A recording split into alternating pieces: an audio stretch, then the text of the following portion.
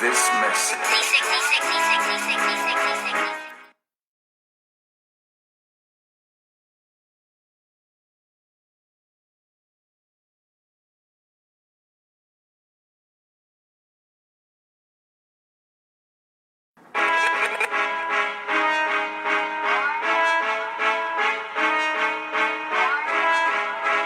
I was told to deliver this message.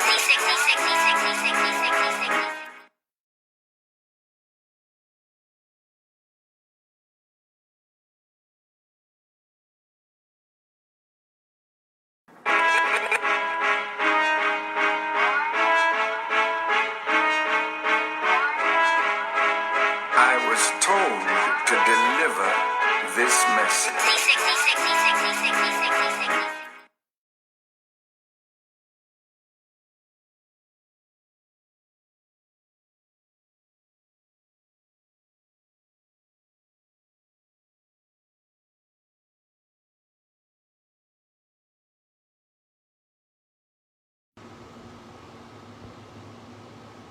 Assalamu alaikum, family.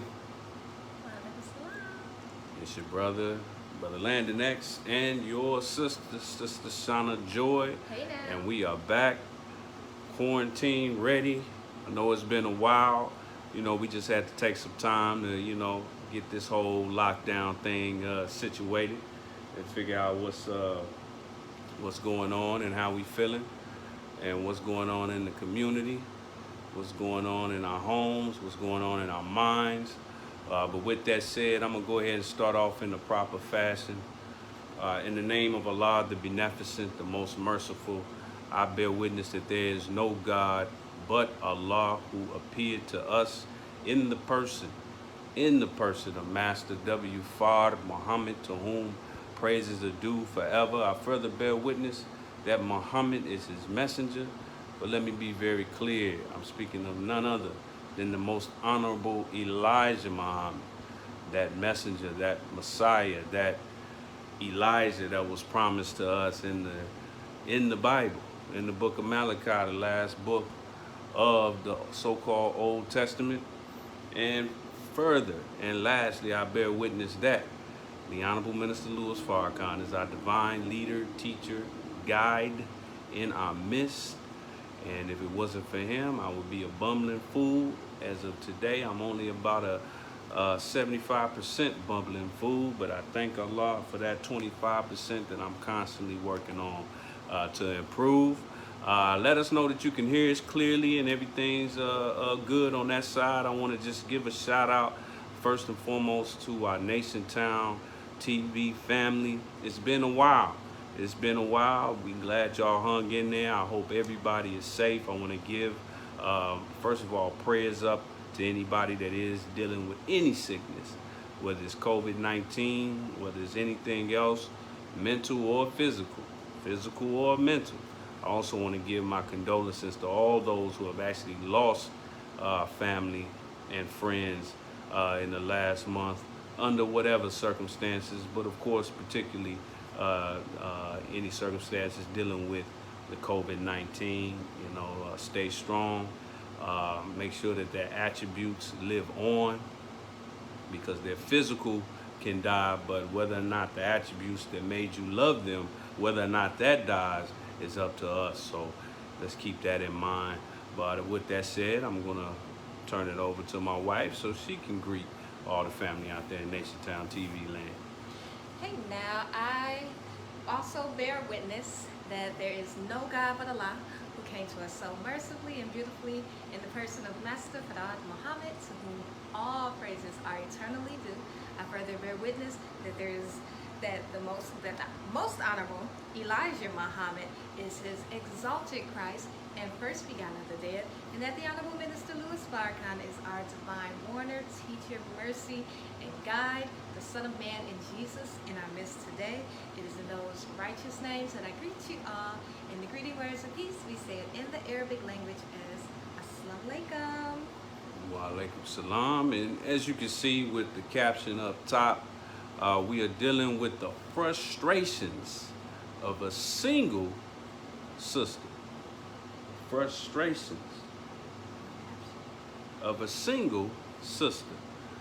You know, so, and we're dealing with a particular single sister who posted a video on social media that went viral, super viral. And it, what's up?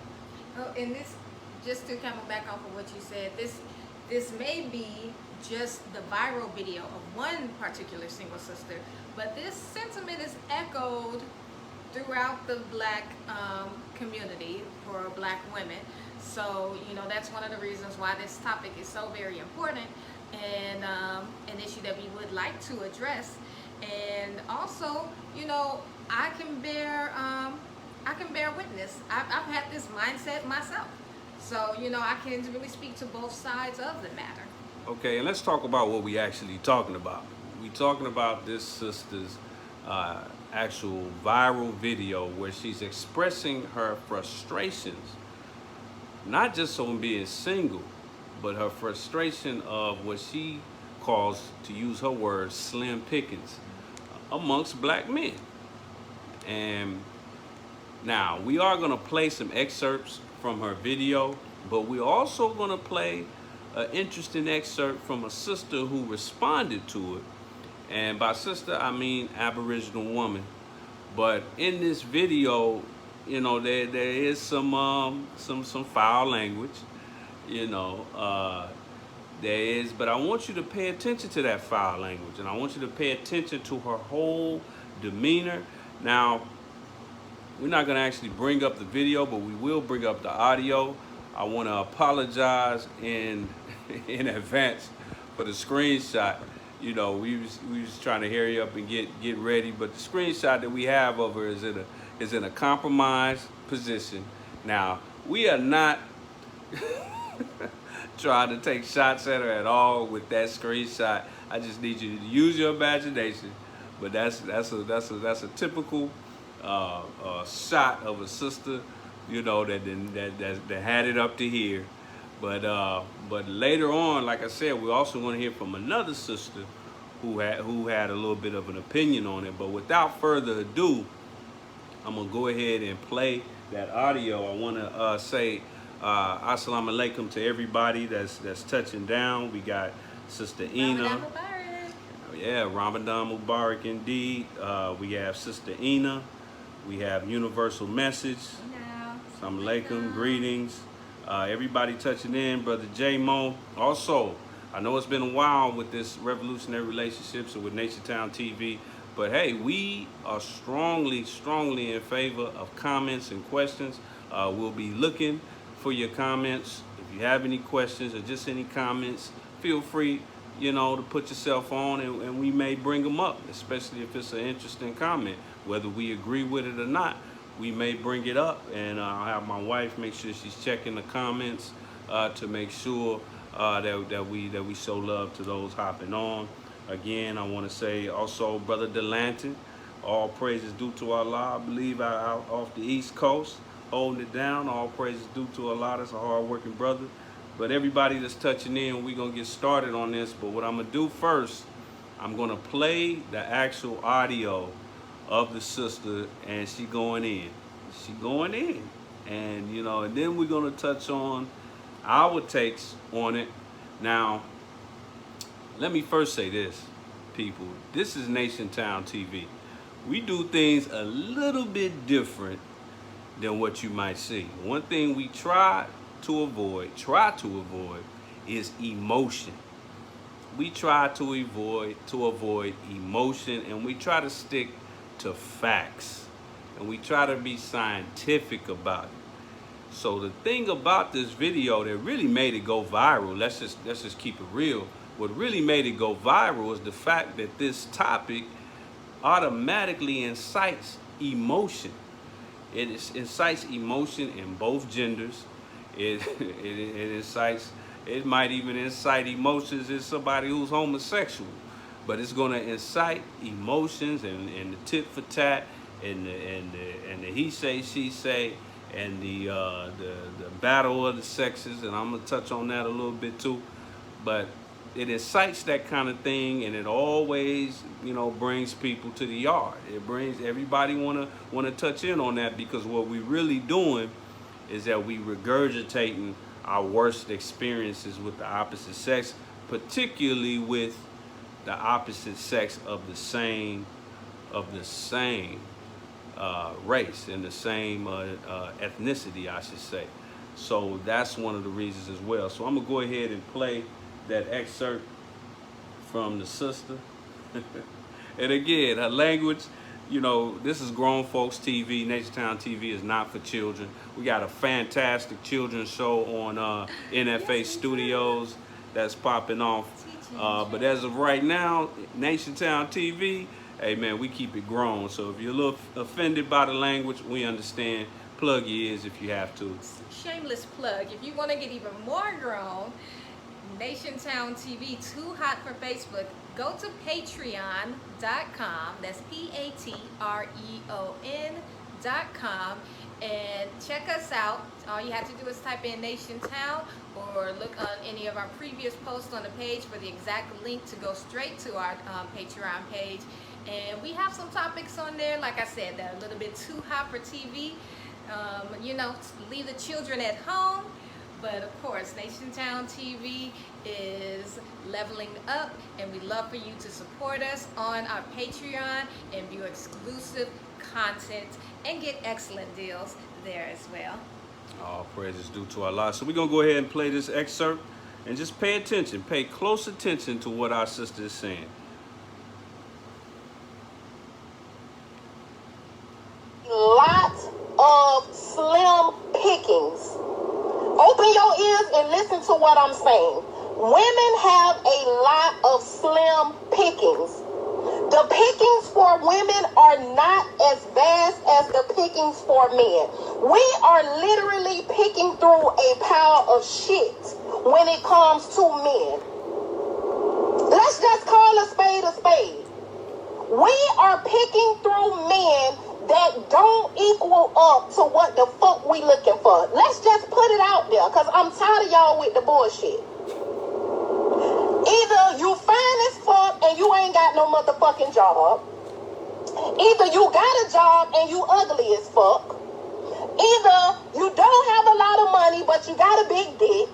Either we trying to pick and choose through a lot of bullshit y'all bringing to the table. You don't have a car, but you got a good heart. You got a 9-to-5 job, but you don't have bigger goals than that. We trying to pick and choose the best out of a lot of bullshit. So y'all gotta cut us some motherfucking slack. We trying to get the best we can get out of a lot of shit that y'all not bringing to the motherfucking table, okay? Don't try to act like all y'all got y'all shit together. We either gotta pick a nigga that we know gon' cheat cause he got money, but he financially stable. Or we gotta pick from a man who don't cheat, but all his shit ain't together. What the fuck do you expect us to do? I'm just asking. We are literally trying to solve math equations by picking the best dude that we can motherfucking pick. This shit is not, it ain't just simple dating no more. This shit literally boils down, and you are literally having to solve a fucking mathematical equation to try to get a motherfucking man that's hitting on something. What do you want us to do? You love talking about it's our fault. How the fuck is our fault when half of y'all don't even equal up to a whole man? It literally takes 3 of y'all motherfuckers, 3 to equal 1. How the fuck that's our fault? We gotta get one with a big dick, one that's financially stable, and one that don't cheat. You gotta literally have 3 niggas to equal 1. What do you... Yes, sis. Let's call a spade a... All right. Oh boy. Mouthful, but I'm gonna pass it over to my wife, ladies first. ladies first, because you know I got a little bit to say, but ladies first. Go ahead. You know what? Let me be truthful. I'm gonna be 100. I understand my sister's frustration. I've actually had that mindset before. Not that I was looking for a perfect man, but you know, you felt like, oh my goodness, this guy has this, but he's lacking this, that, and other, and this brother has this, he's lacking this, that, and other, and this one. It's like, I do need 3 of you all to equal up to what all I want. What she is asking for is the perfect man, she's saying. If I'm not mistaken, she said the perfect man. You know, sis, you're not the perfect woman. I can tell you that just by how you displayed yourself on this post. And none of us are perfect, okay? So we're not going to find the perfect mate. And what I would say to my sister, while she is, you know, attacking our brothers and just lumping all men in this one category of a pile of shit, that hurt me. That just hurt my heart. You know, be a reflection of what you're looking for in a mate. And then you're not going to have to be searching up underneath rocks to find that. Once you reflect what you're looking for, you will get that. It will be attracted to you. So obviously the shit that you are attracting is coming from yourself. That's what you're putting out to the world, beloved. You know what I'm saying? Us as sisters, we really have to take a look at who is producing these so-called shit, these men that we're always complaining about, that a lot of us are complaining about. Let me not fall into the category of generalizing, because we do have another clip of a beautiful sister that, you know, speaks her mind and calls a spade as well, in an attempt to guide the sister. But we have to be mindful of who is producing these men. Sisters, we birthed these men into the world that we are complaining about, and we rear these men up into the world as well. So what you have to look at the tree that's producing the fruit.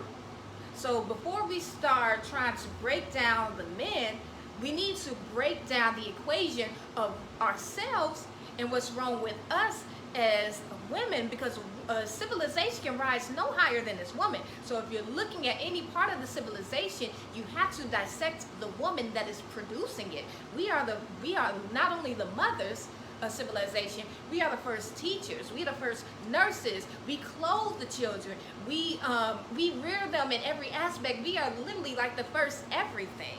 So what are they seeing in us? What are we instilling in our men that's raising them up, that they don't have the capability to be the men that we are seeking? Look at yourself before you try to look at someone else. That's what I would say right now. I have a lot more to say on this topic, but again, I don't want to condemn my sister, because like I said, I have had that same mindset, and I'm blessed to come into a knowledge of where that mindset comes from as well. So we'll talk about that a little bit later. I'm gonna let my husband touch on this topic as well. Go ahead, beloved. I'm gonna hit the comments real quick. Brother Delanton put it down. He said, "She is telling the truth," and I agree. But overlooking a bunch of great guys who are doing well for themselves. I agree. And then my brother says it's a lot of good guys out here, but a lot of females are blind as hell. And that's where I'm gonna start. Right. That's where I'm gonna start with my comments on the situation. I told you before I played the audio to pay very close attention to our sister, to what she was saying. Even the words she was using, that's important. That's important. Now, some of us, depending on how much you climbed out of the grave, you might think that some of the words she was using was just ebonics. That's just what we mean, meaning this or that. But she said it takes 3 niggas to make one man. Sister, I agree 1000%. 1,000%. I might even take your 3 and up it like a card game. I see your 3 and I raise you to 5. I believe it takes 5 niggas to equal 1 man.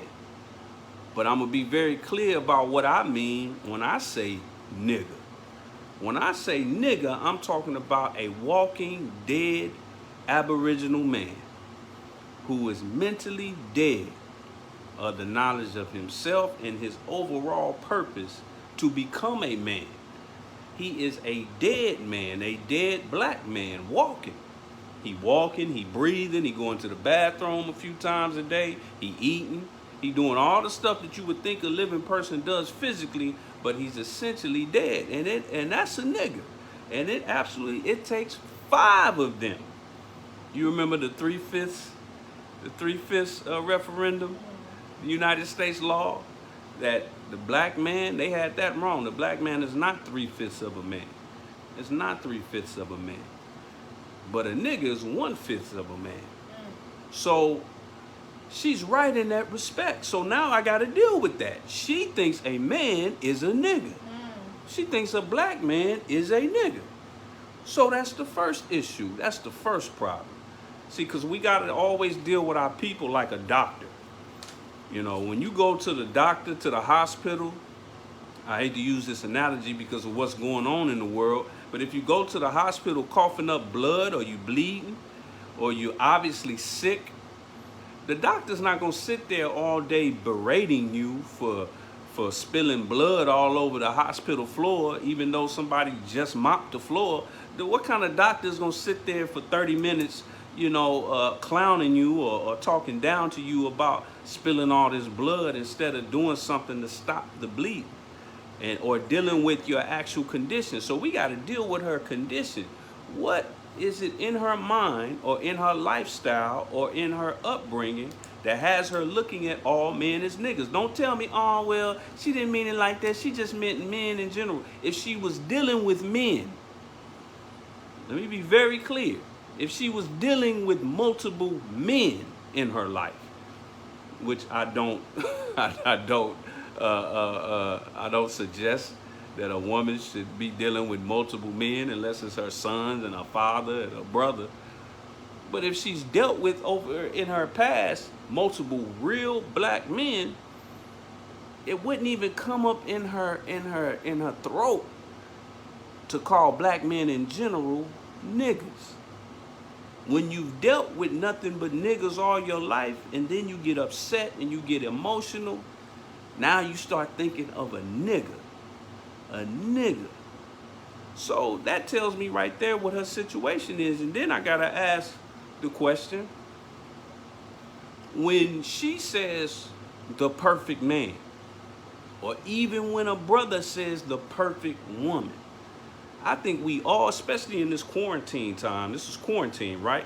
We all supposed to be locked in. Our brother, student minister Ishmael Muhammad, taught hard again this Sunday, talking about the importance of what we have to do when we're locked in and we're sheltered in place. So since we all at home, and we shouldn't be, you know how our people do, we shouldn't be all out in the streets, let's take that time to come in and ask ourselves something. What is it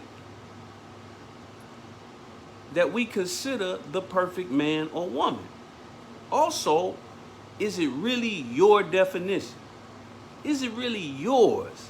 Or did somebody loan it to you based on the TV shows you watch, the music that you listen to, what your friends say, what you saw your mama doing as you grew up, what you might have saw your father doing growing up?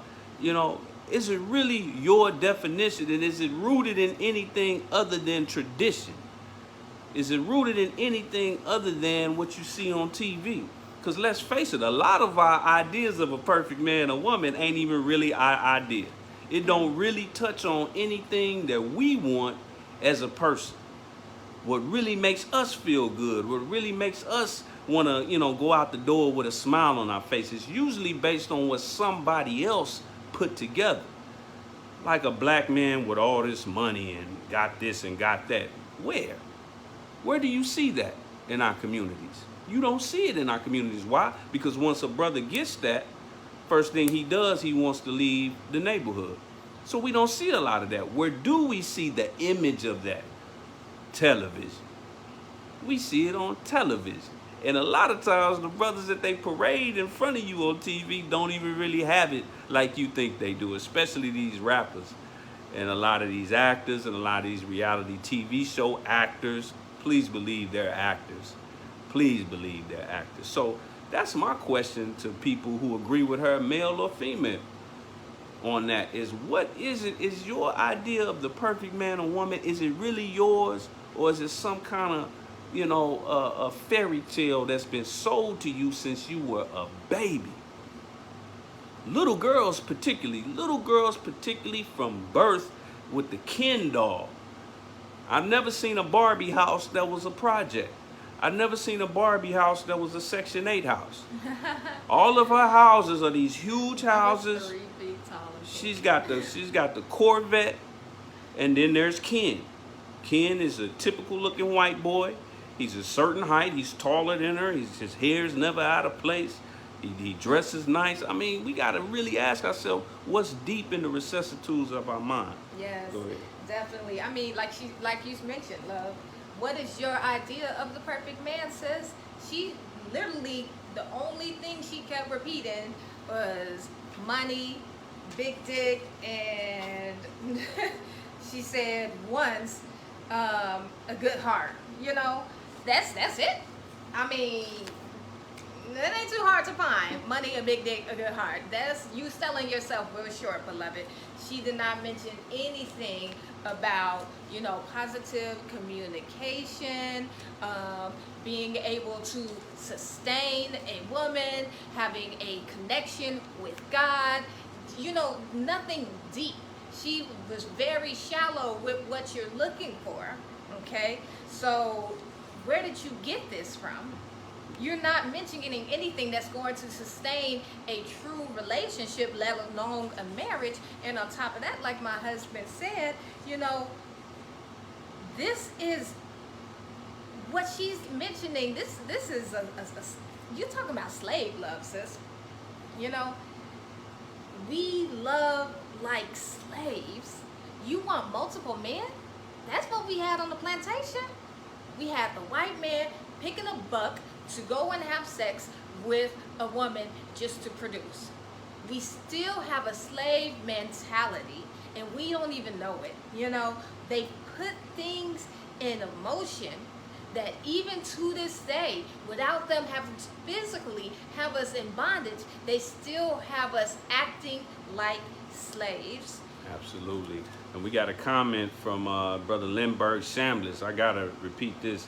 The brother said, the eyes are useless when the mind is blind. That's real. And he said, individual perception. And Brother J-Mo said her past transgressions will keep her in the dark. Now, let's keep it real. Now, you can't judge a book by its cover, but the words she's using, the emotion that she's using, I'm imagining her on a so-called date with a brother who actually meets the criterion that she's putting out there. And I'm imagining, because I know brothers that fit that mold. I'm not saying they perfect. And if you're looking for a perfect man, just jump off a bridge. You ain't gonna never find one. He's gone. He never existed. He never existed other than a perfected man. A perfected man. There have been a few perfected men that God has given us the blessing to be amongst. There are few amongst us today. God himself perfected himself in triple darkness, so teaches the most honorable Elijah Muhammad. So perfection as a process is possible. In fact, a man cannot be perfect. Let me be very clear about something. A man can't even perfect himself without a relationship with a real, emphasis on the word real, woman.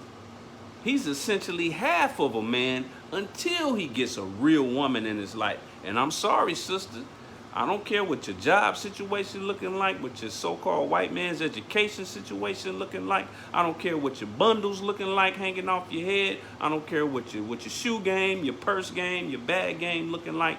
You are a half a woman without a real relationship with a real man. And maybe that's her frustration. But I gotta agree with her on another topic. Again, you know, when people talk, I actually listen. And I don't even know if she realizes how deep this comment was. She said, you have to literally solve a math equation to find a good man. Sister, you absolutely right. And brothers got to do the same thing. And why is that wrong? What's wrong with that? Now, right now, I'm going to go a little deep with y'all. Stay with me. Right now, she's in a car, as you can see on the picture.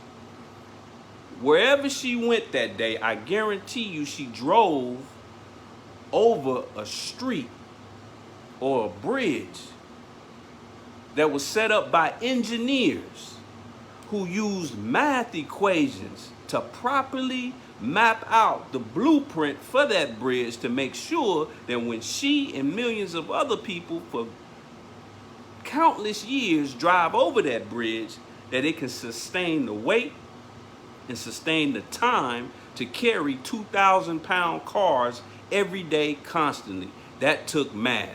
She is operating with a smartphone to make the video. In order for a smartphone to operate, it takes math.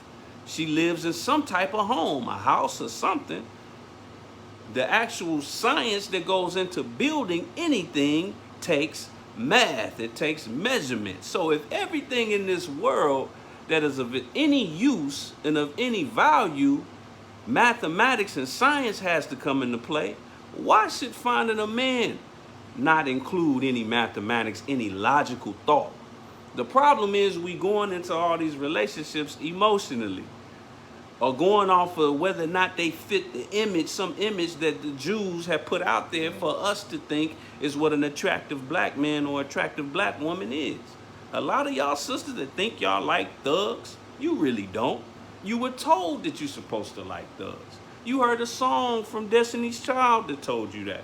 You saw a movie that sensationalized that kind of lifestyle. Brothers, a lot of y'all think, oh, I like an exotic looking sister, a foreign looking sister. You didn't even know what that word meant until they start saying it in rap songs.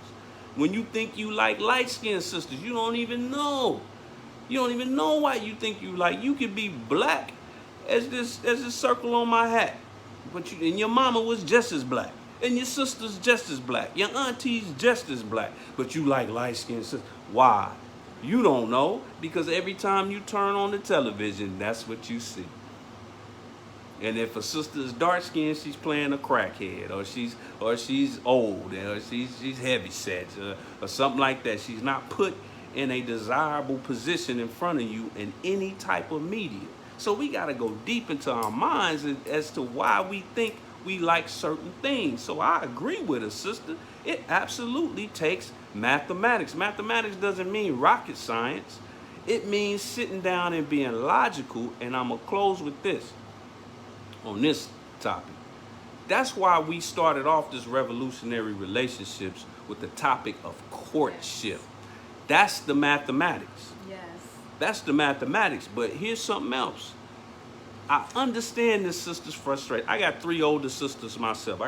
And most of the brothers watching this can bear witness, because there's something about the black family that I'm going to get into before we close out that has happened over the last 40 years where it's just not a lot of black men in black families. I mean, even uncles are missing. You know, I'm an absentee uncle. I'm not around my nephews like I should. It's like a tradition amongst our men where we get away from our families. So it's a lot of women around. So I feel where she's coming from, but it's especially irritating and frustrating for a sister, because a sister, there's been scientific experiments done that prove that when a woman lays down and has sex with a man, it's not just a sexual experience and then she get up and move on with her life. It's almost like she absorbs this brother's soul. So here you are, you laying down with every man you give your phone number to, hoping that he turns out to be that perfect man. And you absorbing his soul, and then he taking a piece of your soul. This sister is probably extremely intelligent. I can sense intelligence up under that foul language and her emotion. But when you've been giving pieces of your soul out from one brother to the next, and just giving them out, almost like buying lottery tickets, giving it out your money, giving it out and giving it out, hoping something come back in return, after a while, you're going to get frustrated. So I would say to sisters like her and brothers, man, do the math. Court. Ask questions. Find out who that brother or who that sister is first, and then you won't be giving out so much of your soul. Yes, like my husband said, that's exactly what I was going to touch on. You know, courtship is the equation. If you look at a math equation, it entails multiple steps. You know, courtship is that. You're rushing, fools rush in. You should know before you lay down with a man, before you have the opportunity to get so emotionally bound up, what he is bringing to the table. If we're properly courting, especially us in the Nation of Islam, as we are taught, you know, we don't get to this point. We shouldn't get to this point where we're so emotional. We come across so many dudes, because this is where this comes. We are feeling, as sisters, used up. Because like my husband said, when we are intimate with men, they take a piece of us and we absorb them into us as well. Her frustration is coming is because you're feeling used up by men that do not value you. But you cannot allow yourself to be used like a filthy rag. That's where the courtship process comes in. That's where that equation comes in. And the first equation that we need to solve as women is us. Before we go looking into a man, like I said, we need to become the woman, the type of woman that's going to attract the type of man that we're looking for. Now, we have a real slave mentality about things. Like I mentioned earlier, you know, we love like slaves. You want to have multiple different men because that's how it was on the plantation. We don't even know that. This goes back to slavery. And it's greedy. It's greedy. That goes back to slavery as well. We had to scratch and get every little thing that we could get our hands on because we felt like, oh, we might not never get this again. You know, this is slave mentality, and it all goes back to our number one enemy. But we have to take responsibility as well, sisters. We have to take responsibility. And how do we do that? You know, I mentioned earlier that we are the tree that's bearing the fruit. Us as women, we are bearing this fruit that we're disappointed in. So, you know, myself, I don't have children yet. I can't personally say that, you know, I've raised up these men that our sisters are complaining about. However, how we take responsibility for that as women, as mothers of civilization, sister, any man, any male that you come across, whether it's your brothers, whether it's your cousins, your little nieces, nephews, your own children, we need to be reflecting to them the type of women, positive women, not, I'm an independent woman, niggas ain't shit women. No, positive women who are role models. We need to be teaching and training and rearing them what type of men that they should be. Not sitting here watching videos on Facebook with men dressing up as women, doing their hair and putting makeup on, and while your son is looking over your shoulder at this, you think slim pickings, sis? That's because a lot of our men are being turned into faggots, and we condone that. We think that mess is cute. So you looking, oh, she cute, and your son is looking at that.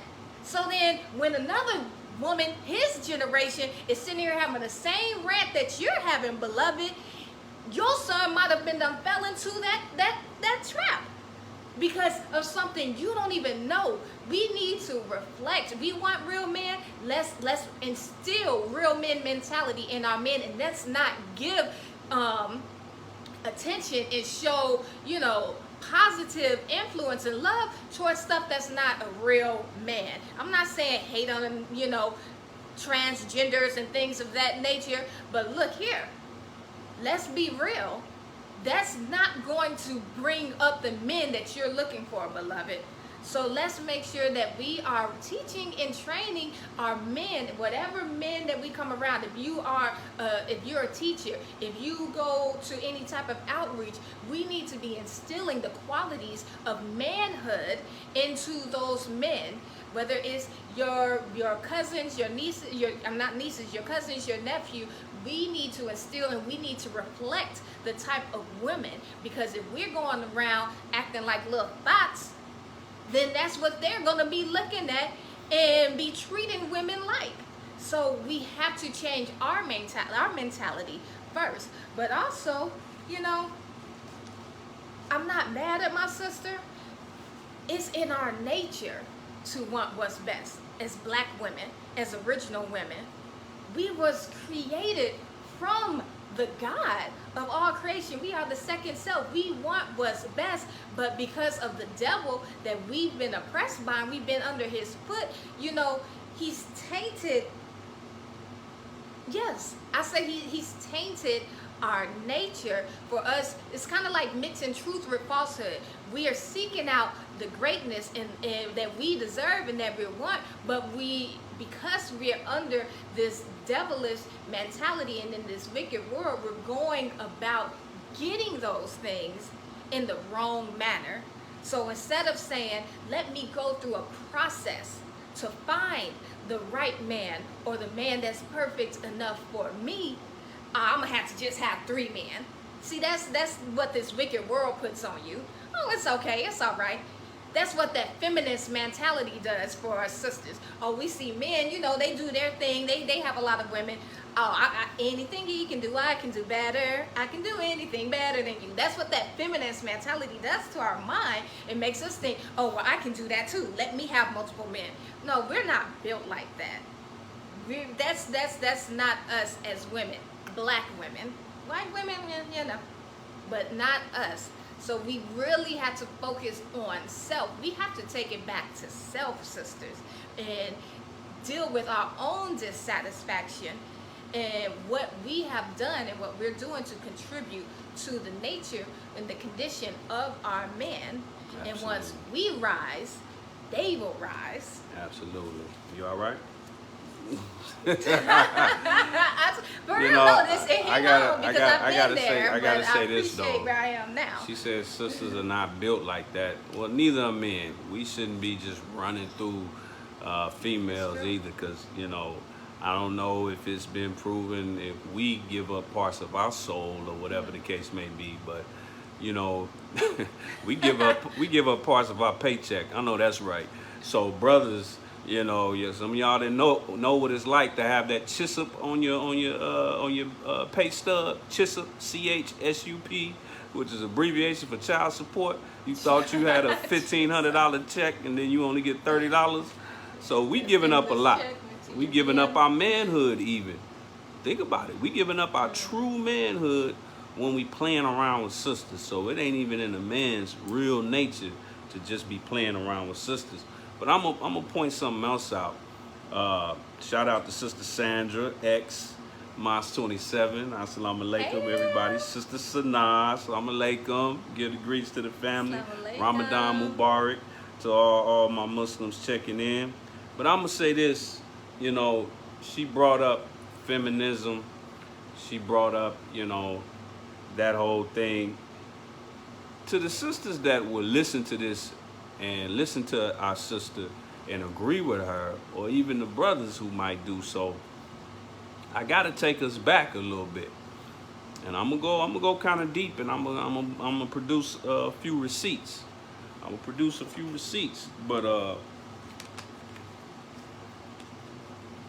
I'm gonna say this: when it comes to where we are right now, she's saying she's got this really, you know, doubtful and pessimistic outlook. It makes me wonder, because as a generation, and when I say generation, I ain't talking about millennials, Generation X. I'm talking about those of us basically that are alive right now, as opposed to those who have already passed on. Our generation often looks back on previous black generations as being kind of weak. Oh, they was weak for that civil rights stuff. Oh, they was weak. I've heard brothers and sisters say, man, back in slavery, man, if I was a slave, I'd do this and do that. And man, I ain't gonna be no slave. I'll punch that crack in his mouth and all this kind of stuff. But in reality, we not as tough as we think we are. Because I'm listening to this sister and I'm thinking to myself, when I first heard it, if the majority of sisters thought and felt like her during slavery, how far would our race would have went further? Would we even have made it out of slavery? If she was looking at the black male slave and talking just like the slave master. Because let's face it, there's a contingent of brothers and sisters who talk about the opposite sex the same way a slave master would talk about them. Look at this nigga. Niggas ain't shh. That sound like a KKK Grand Wizard.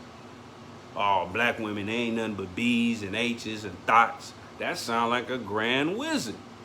That sound like a skinhead. That's what a skinhead would say about a black woman or a black man. But it took a lot of perseverance for a sister to say, I see this black man with all these webs on his back.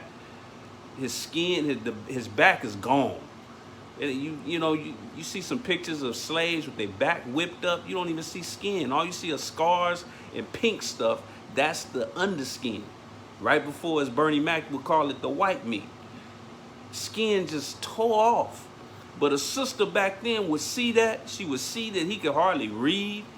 Neither one of us smelled good out there on the farm, on the plantation, even in the big house.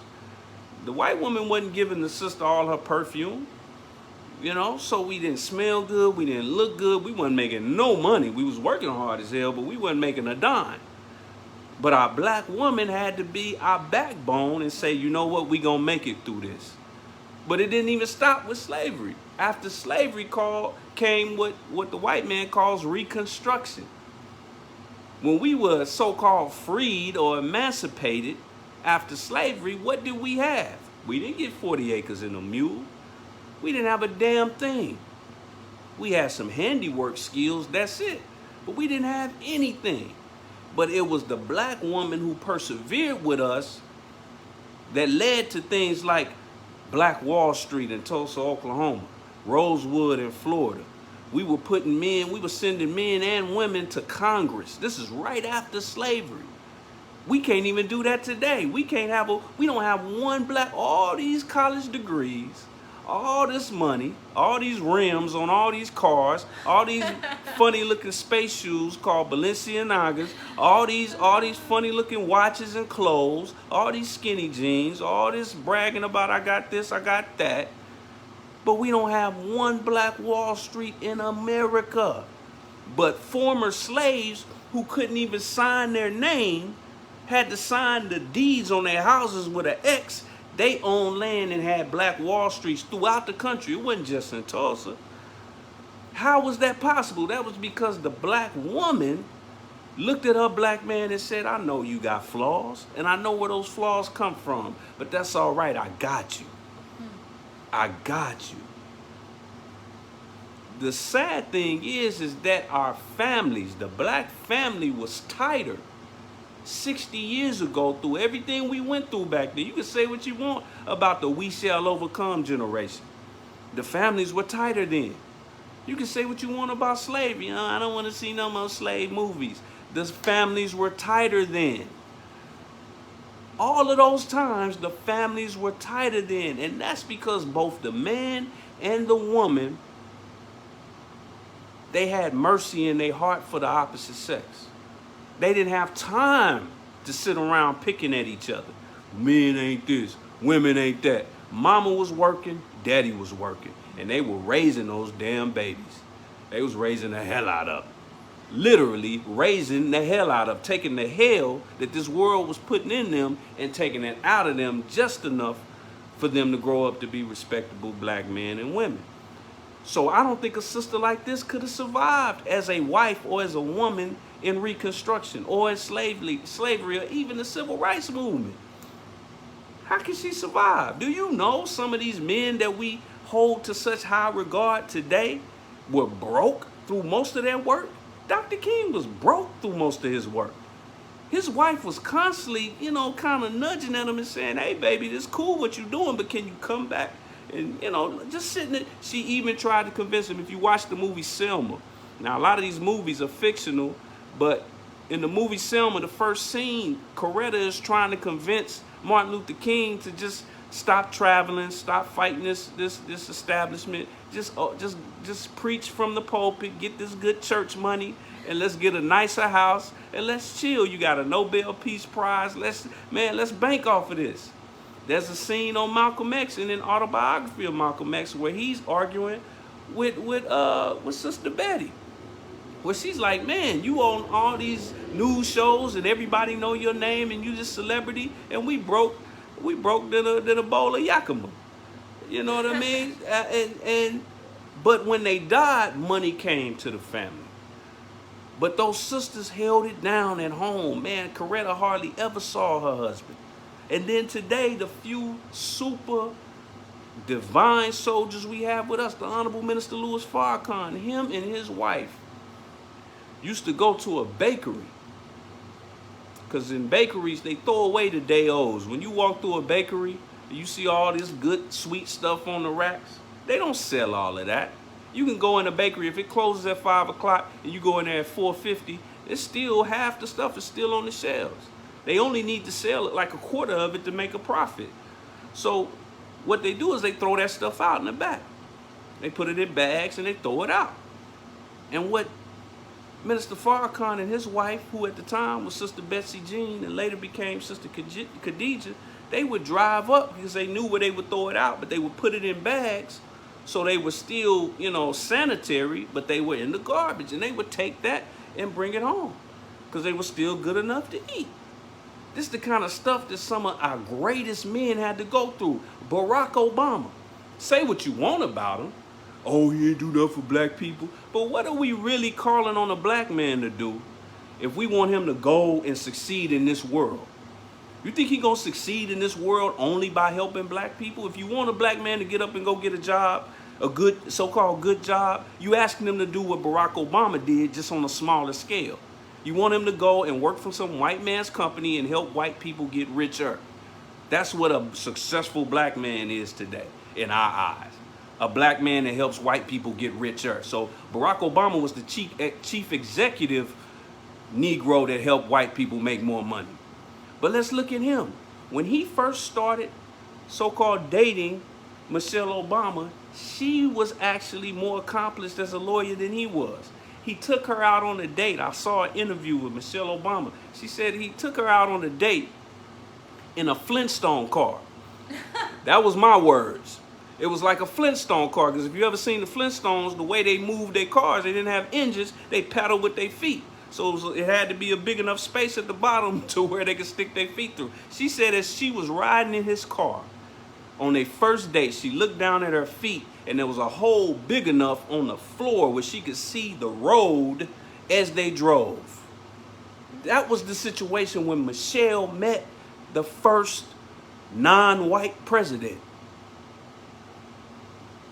Now, if she would have had the mentality of this sister, if Coretta would have had that mentality, if Betsy Jean Farrakhan Muhammad would have had that, now known as Sister Mother Khadijah, if Sister Betty, Malcolm's wife, would have had that mentality, I guarantee you it's hard for a black man to do anything good, much less great, if he coming home to a war with somebody like that sister. It's no way. It's no way. They gonna quit. Because when all those names I mentioned, from Farrakhan to Obama to Malcolm X, all of those men reached a level of intellect and skill where they could have made money in this white man's world doing something else. And they all could have broke down and said, you know what, baby, you right. I'm just gonna leave these niggas alone and go make some money. I gotta get this money. Yeah, baby, that's what you're supposed to do, because it's slim pickings out here. You know, so we got, you know, sisters that agree with her. Okay, you agree with her. I got you. But if we took out Harriet Tubman and put you in with that mentality, boy, it's a whole lot of slaves that would have never been freed. Would have never seen Canada. Would have never seen the North. If Harriet Tubman was just sitting around talking about slim pickings on the plantation. Go ahead. I mean, look. I got some receipts in a moment, too. But go ahead. Yes, I mean, you said it all. You know, we really, excuse me, we really have to be, you know, just mindful of what is producing this type of man and how we contribute to it. You know, that's why everything has to go back to self. Now, if we keep harping on, okay, oh, the man ain't got this, the man ain't got that, the man ain't got this, the man ain't got that, and we don't understand the root of the system that produced that type of man, and we keep harping on the clay and not the potter, we're going to continue to have that problem. Okay, this is by design, beloved. This is all by design. Okay, and if you fall into the trap, you're going to, if we fall into the trap, we're going to continue to feed the system that's producing these type of men that we're dissatisfied with, and we're going to continue to producing the mindset in the man that we're dissatisfied with, and that mindset in the woman. So we never rise, we never get anywhere, and we're stuck like a hamster in a wheel. We have to, everything has to come back to self. There has to be, like we in our study groups deal with on Friday nights, self-improvement, self-analyst, self-correction, and I'm saying it in the wrong order. Beloved, you know, we have to self-analyze and then self-correct, and I'm missing one. Observation. We have to observe ourselves, analyze, and correct. Okay? That all, once we do that, we're going to understand what's wrong with us and what we're doing to produce these things that we're so dissatisfied with. Okay? It's just, you know, it's really sad to see and to hear, and that our women are still in a place where we're not understanding that our men are placed at a disadvantage. And instead of beating them down, we need to take a step back and see how can we raise them up? How can we even raise ourselves up to a better, higher level of thinking, so that we don't even be like, oh, these niggas ain't shit. Seriously? Like, of everyone that's done something to us in this world, oh, our niggas ain't shit? What? Come on now. We got to be better than that. We got to do better. Absolutely. Now, I said I had receipts, and I got receipts on deck. Now, what I'm going to do real quick, let me just get this queued up real quick. What I'm going to do, because I know those of you that were listening to me a moment ago, particularly a moment ago, you were probably thinking, well, all right, Brother Landon, that's cool and everything, talking about the past and how the black women held the men down. But that was yesterday. This is today.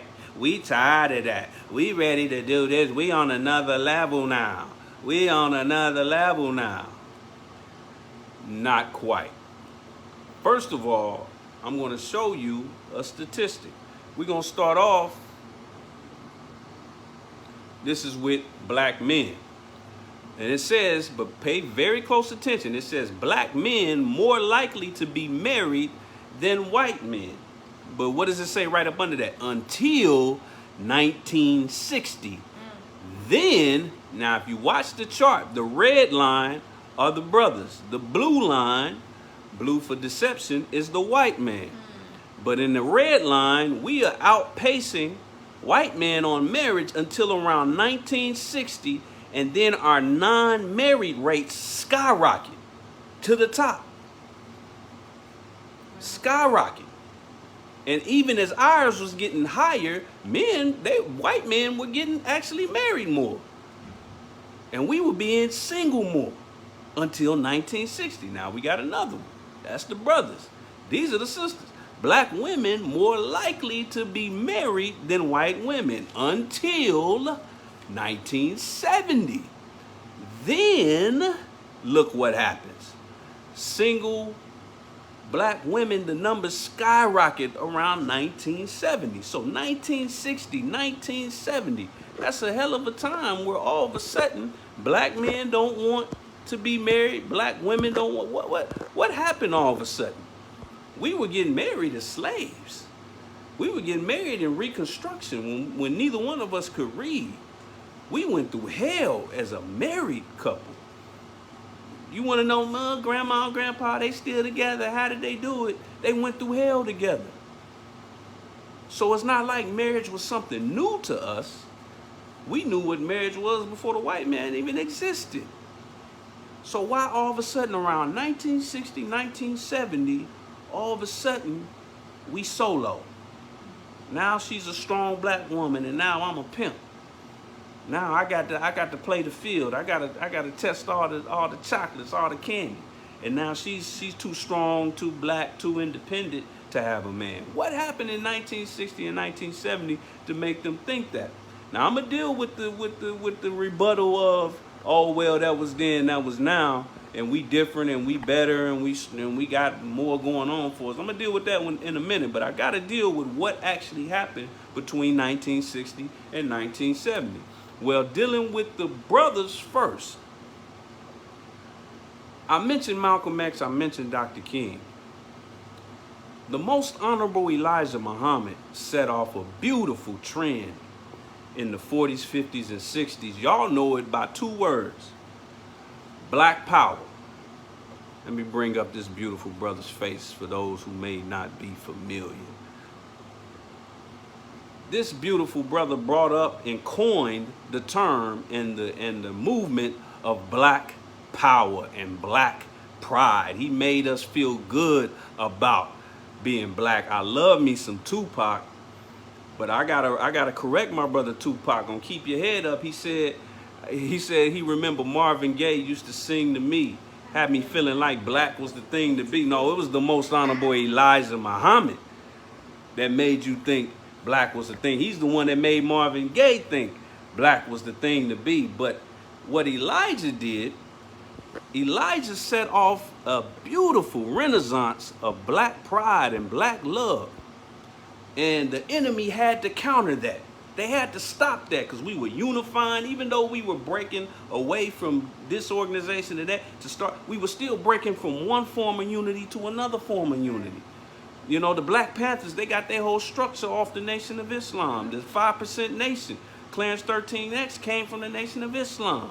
The original leaders of the Hebrew Israelite movement, Nation of Islam. That's right. But they had to counter that. They couldn't keep, because the Nation of Islam was pushing family, pushing courtship, pushing do for self, pushing entrepreneurship, pushing that. They had to stop that because it was all powered by unity. So how did they get into that? How did they get into that? And I'm going somewhere with this. Just follow me. They came with the blaxploitation movement that started in the late 60s and was all the rage in the 70s. It was all the rage in the 70s. And I'm going to leave my sister's picture up there because I want you to compare and contrast the things as we go forward. See this Superfly, this pimping.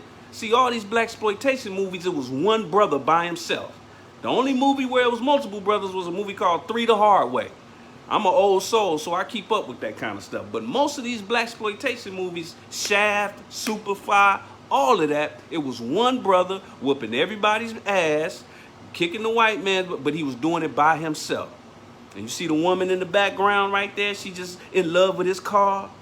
She basically having sex with the car in the background and he's sitting up there all cool. So this was the image that was put to black men. So now black men are thinking to themselves, wait a minute. How we gonna be a pimp and how we gonna be the man and how we gonna be the Mac, how we gonna be the Superfly and we in a uniform?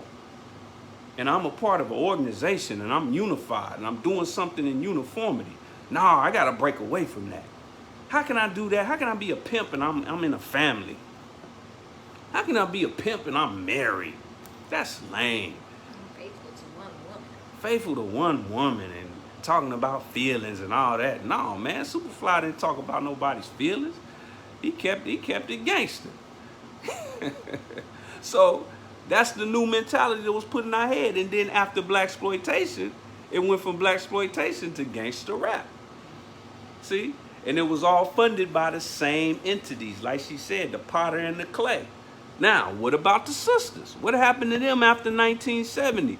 Where they all of a sudden fell away from being a Coretta, from being a Betty, from being a Khadijah. What happened? This is what happened. Now all of a sudden they think the white woman's fight is theirs. Feminism, women's lib. Black woman ain't never, the only time the black woman had a problem being liberated is when she was a slave. Come on. So how the hell is she gonna be liberated by joining forces with the same people that made her a slave? The black woman has never, a black man don't even have the power to oppress a black woman. We don't run the enough institutions to oppress a black woman.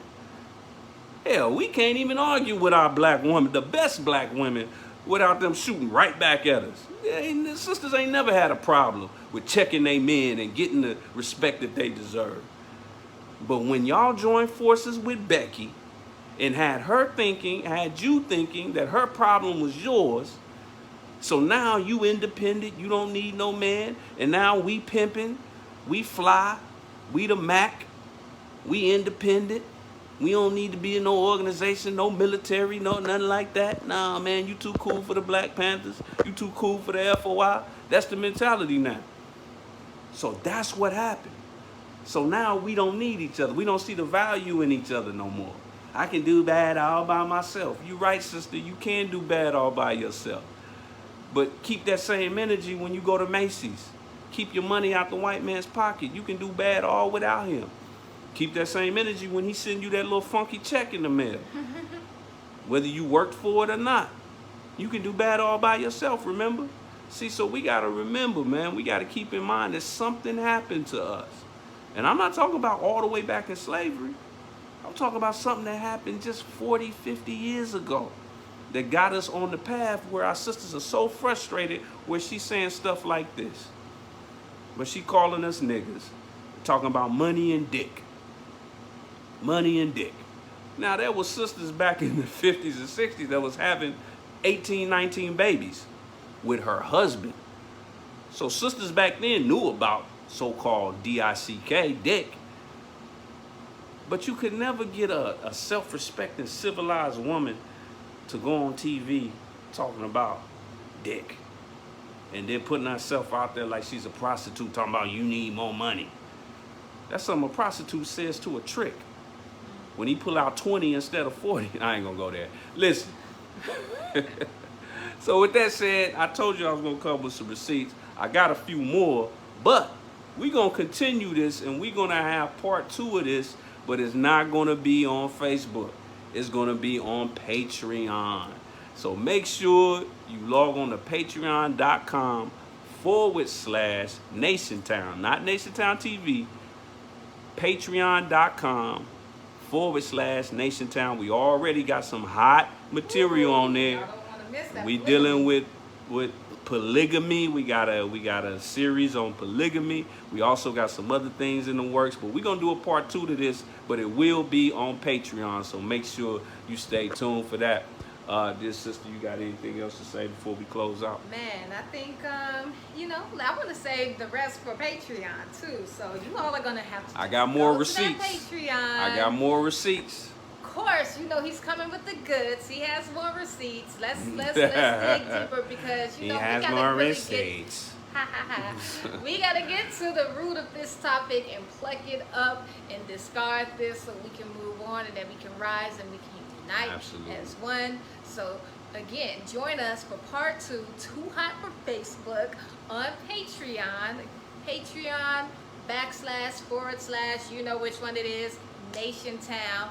Go ahead, subscribe, get all of your Eden Fresh, get your pies, you see this beautiful black man working hats, your apparel on NationTown Store, $5 off your first purchase, 10% off all your purchases as a subscription member for Patreon.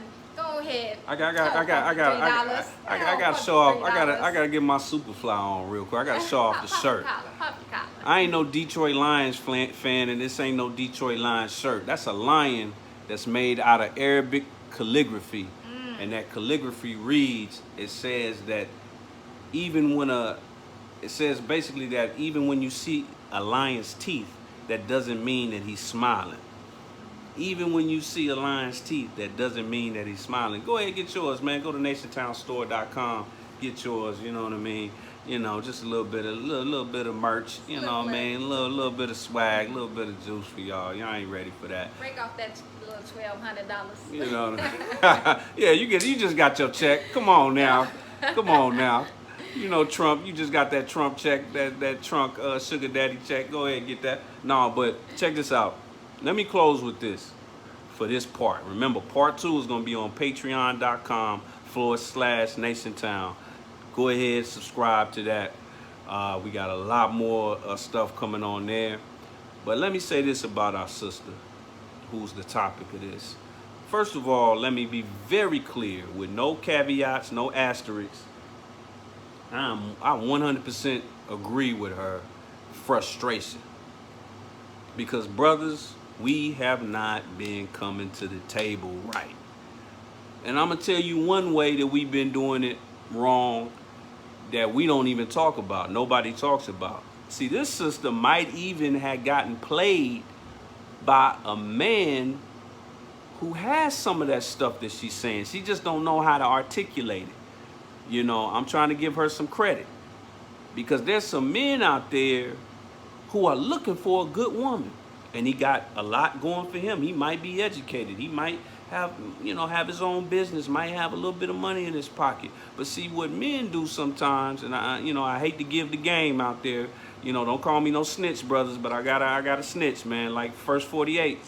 Some of us are really, the material for a good husband, and then we go out and look for a wife, and we looking for a certain type. But then we go and play with somebody else. We go and play with some female who we just using as a plaything, while at the same time we looking for a wife elsewhere. But see, that sister you playing with, she's a black woman too. She's the second self of God too.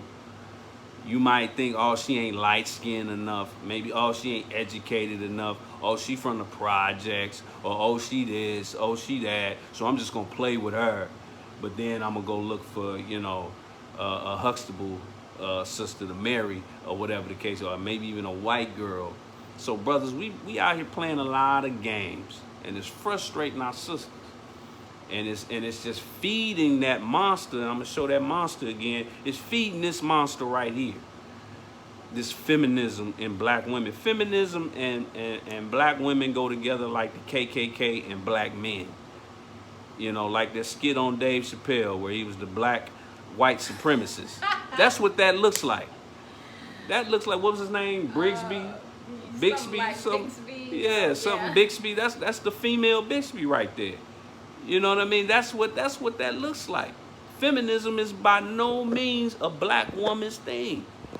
But brothers, we pushing them in that direction. We pushing them in that direction when we play around with them. So stop playing, stop being two-faced. Put on one face. Accept your own and be yourself. Be who you really are. And we'll have a lot less frustrated sisters out there. And then let me say this to the brothers who might say, well, she's this, she's that, she's not civilized, look how she talking, look how the most honorable Elijah Muhammad said, and I'm going to be very clear about this, Most Honorable Elijah Muhammad said, and the Honorable Minister Louis Farrakhan teaches us that there is no such thing as a no good black woman. Every no good black woman was made no good by a no good man. Now he said a no good man. He didn't say if that man was black or white. But given the fact that it might be a white man that made her like that in a white man's world, and let's face it, he is the real Geppetto. He's the one pulling the strings. As men, what do we do when our car break down, brothers? We find a way to get it fixed. You know, what do we do when something break down in the house? Even if we can't fix it ourselves, we take charge. We take charge of our post. You know, when we all of a sudden our money is short, man, we go out there and we get our hustle on. We take charge. We make the wrong right. We fix things. That's what a man does. So when you run into a sister, whether it's on a Facebook post or whatever, they got a mentality like that, just take it on your shoulders and say, you know what? I just got to do better. I got to do better. Going back and forth with sisters and all that with the tit for tat and the battle of the sexes, they went, you know, drop the facts now. Don't hold your tongue. If she say something that's erroneous, drop the facts, but don't go back and forth and don't get into the emotion of it. Just take it on yourself and carry it on your shoulders and do what you got to do. Yes, two things. Our sister Sine asked, can we play, Sanai, excuse me, asked, can we play the video again? And we'll go ahead and we'll play that before we head off. Oh. And also, Uncle Darnell, he says, brother, in our examination of where our people started going gutter started in 1976. Come on. With the P-Funk popularity. Yeah. Say that. I like them, but I knew it was not right. Y'all ought to do some research on that and a video on that. Absolutely. Right? Yes, I mean, that, you know, a lot of those record deals, man, that's why they got them. They saw how they could manipulate these brothers and sisters who were making good music, making good movies. I love Gordon Parks. I think Gordon Parks, look that name up. Gordon Parks is one of the geniuses of so-called black Americans. You know, really just blackness and period. This man did everything. He started that blaxploitation. Him and the brother's father. Help me out, Uncle Darnell. The brother's father that's on New Jack City, his father was one of the first blaxploitation movie directors. But Gordon Parks basically did Shaft. He did Shaft, and he was also a photographer. He also, you know, made music. But what this white man does is that he takes our talents and then he shapes it. He puts a little pressure on us to be like, oh, Gordon, that's a great idea, because he made another movie. I forgot the name of it. See, I forgot the name of it. But it was a really good movie that had none of the blaxploitation, but hardly nobody went to go see it. It was called The Learning Tree or something like that. The Learning Tree or something to that nature. Just look up Gordon Parks. But I guarantee you, he sat in the office with some Jews and said, hey, I want to make a movie called The Learning Tree. It's about a black child, yada, yada. And they're like, how about something a little more exciting? You know, how about something like a guy, he's a tough cop, you know, he's kicking ass. And then came Shaft, and then came a whole movement. And they doing it all the way to this day. You think this mumble rap or something is just a coincidence? They telling them, man, they got even the music, the actual beats is coded in a way that brings up negative thoughts, and yeah, the tones in the music. So, you know, it's all set up that way. But the one thing that we can't make excuses no more for is that we see this enemy, we know who he is. Now we gotta act like we know better. So with that said, family, sister wanted to hear the message one more time, and I'm gonna use this as a segue to the next, and I'm gonna actually play the whole video, including the sister's rebuttal. There was another sister that had a rebuttal to this, so I'm gonna play the whole thing before we get out. And like I said, we're gonna have a part 2 on patreon.com/NationTown, but you gotta get your subscription to get this part 2, because we're gonna drop some more fire on that. But let me pull this up real quick. Sister Go ahead. Sanai says, all praise belongs to Allah for a new mind, I'm proud to be married with 3 babies. Come on now. Had it not been for the teachings, I don't know. LOL. I know Yeah, that's right, I sis. know. That's why I had to bear witness. I had Absolutely. that same mind of you just can't find a good man that has everything you're looking for. You need 2 or 3 or 4. That's right. But I bear witness to the teachings of the most honorable Elijah Muhammad that brought me into the understanding of why our men are in that condition and the condition that I was in to even have the thought that That's we, right. you know, you had to have so many different men to put together to make one. You know, like where does that Right. come from? And to give you the understanding of how to correct this condition as well. All right. Uncle Darnell says Melvin Van Peebles. Melvin Van Peebles. Sweet back. Come Son on, there it is. Mario Van I knew, hey, Peebles. I knew Yes. Uncle Darnell would know. That's a brilliant brother. All praises due to Allah. I Hey, knew he would know. Debbie. My Aunt Debbie's tuned in. Praise. We got all the uncles and I aunties know on there. what? So the sister wanted to hear the video again, but what I'm gonna play is the video of the sister to my left. That's got her mouth open. I'm gonna take that down, and then I'm gonna play the whole video. The whole audio of not only what she said, but also what another sister responded by. And neither one of these sisters are registered members of the Nation of Islam. I want to just put that out there. They just sisters with an opinion. So I'm going to go ahead and play that. Of slim pickings. Open your ears and listen to what I'm saying. Women have a lot of slim pickings. The pickings for women are not as vast as the pickings for men. We are literally picking through a pile of shit when it comes to men. Let's just call a spade a spade. We are picking through men that don't equal up to what the fuck we looking for. Let's just put it out there, because I'm tired of y'all with the bullshit. Either you fine as fuck and you ain't got no motherfucking job. Either you got a job and you ugly as fuck. Either you don't have a lot of money but you got a big dick. Either we trying to pick and choose through a lot of bullshit y'all bringing to the table. You don't have a car, but you got a good heart. You got a 9-to-5 job, but you don't have bigger goals than that. We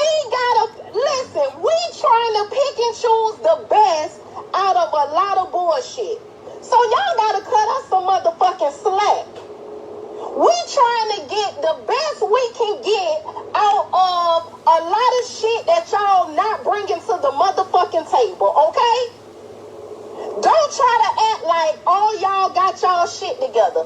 We either gotta pick a nigga that we know gon' cheat cause he got money, but he financially stable, or we gotta pick from a man who don't cheat, but all his shit ain't together. What the fuck do you expect us to do? I'm just asking. We are literally trying to solve math equations by picking the best dude that we can motherfucking pick. This shit is not, it ain't just simple dating no more.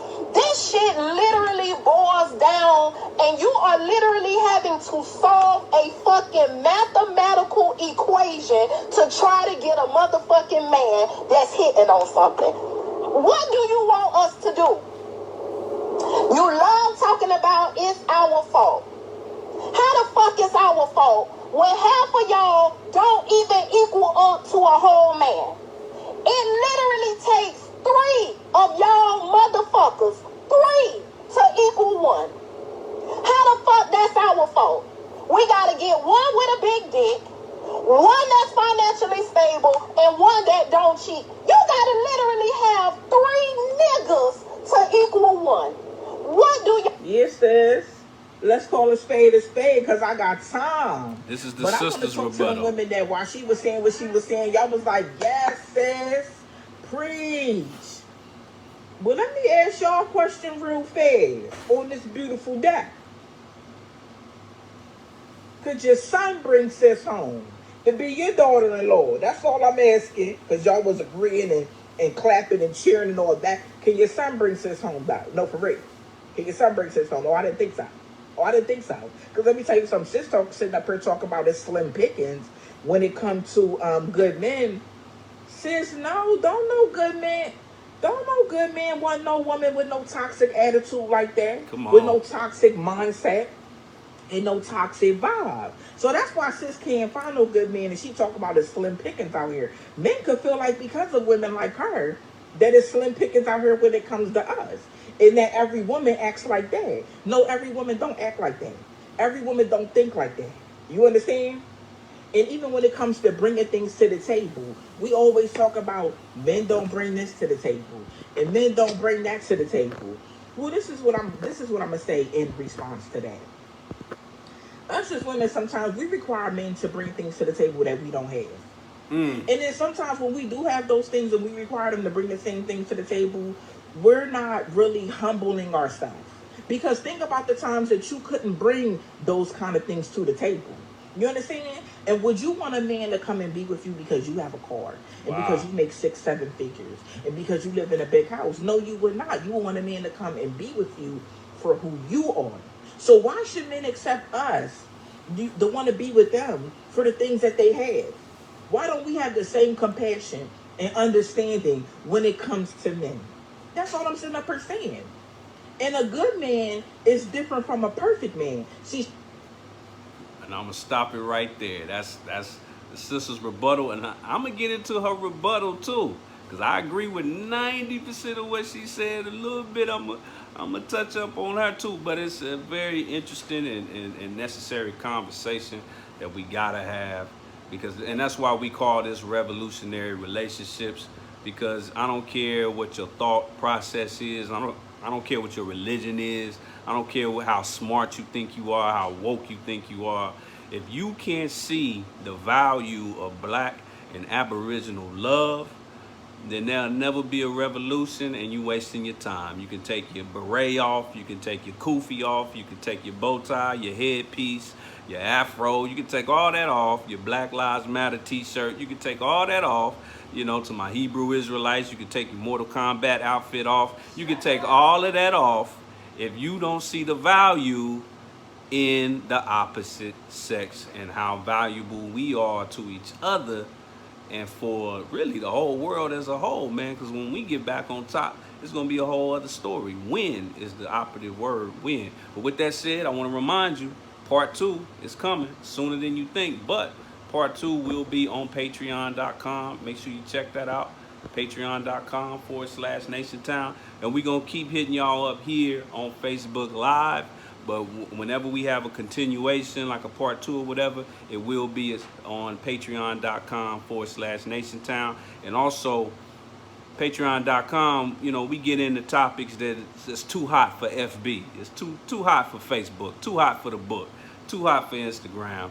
You know, we keep it 1,000 on patreon.com/NationTown. But with that said, I want to thank all of y'all for tuning in. We'll be back sooner than you think. I want to wish all of my people out there beautiful Ramadan Mubarak. To all those who hit me back, Ramadan Kareem. And with that said, I leave y'all as I greeted y'all, and I leave y'all as we greeted y'all in the words of peace of Assalamu alaikum. Wa alaikum salam.